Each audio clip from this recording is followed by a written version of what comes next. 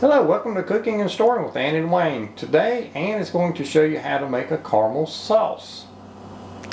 This is my recipe for a very simple caramel sauce. It's a 4-ingredient sauce and comes together really quickly.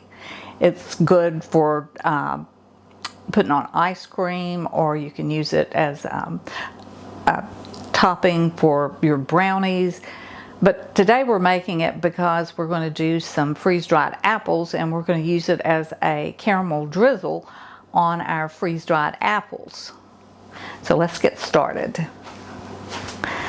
So our 4 ingredients, we have a half a cup of half and half. We're going to use a teaspoonful of vanilla. We have a half a cup of butter, or 1 stick. And then I've got 2 different kinds of sugar, but I counted that as 1 ingredient. We have a half a cup of brown sugar and a half a cup of pure cane sugar. And all you do is put all of those in a heavy bottomed kettle, pot, whatever you like to call it, on medium heat.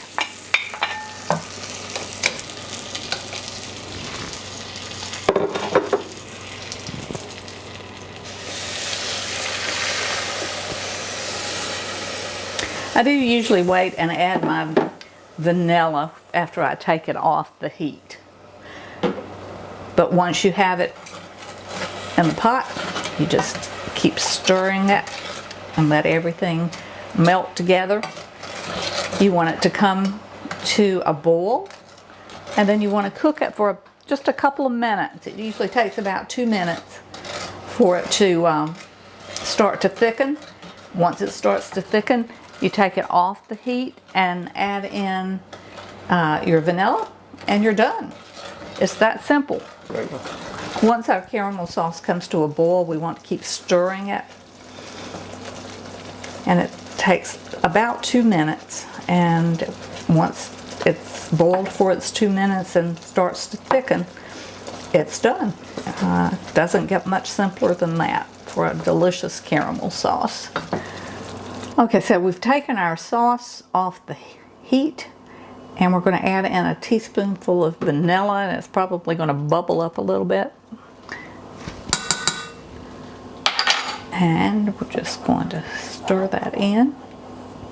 You can see it's got that lovely caramel color, and as it cools, it'll get thicker. And once it thickens, it'll be ready to put on our apple slices.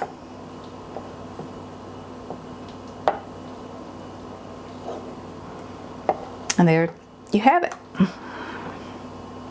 Super simple caramel sauce.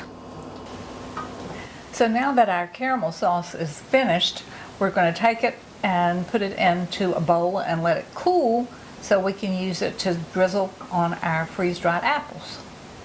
And at this point, we'd just like to take a minute to ask you, would you please click like on our videos, share it with your friends if it's appropriate.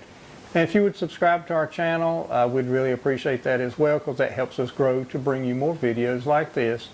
And also, after we show you drizzling our caramel sauce on our apples, Ann's going to give you some more hints and tips about making your super easy caramel sauce.